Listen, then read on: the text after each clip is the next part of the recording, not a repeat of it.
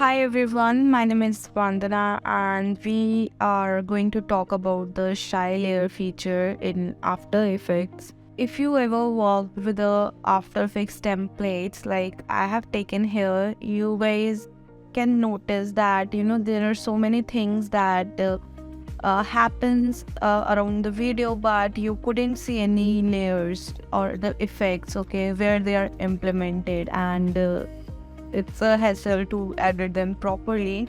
So the simple solution for that is you just need to show the SHY layers, okay. The layers have been there, but they are hidden, okay. So what you guys need to do is go to the composition name. Just next to it you will find this hamburger menu.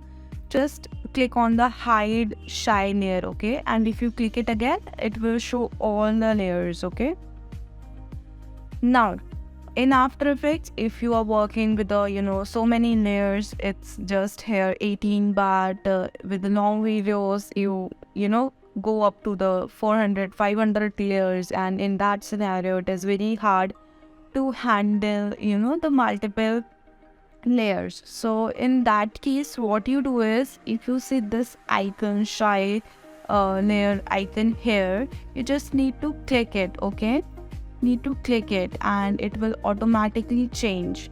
So once it change, you just go again to the composition name, next to it hamburger menu, and you just click to the SHY layers, okay, hide SHY layers, and your layers will be automatically hidden, and whenever you need them again you just again click them and click on the icon, and your layers will come back, okay.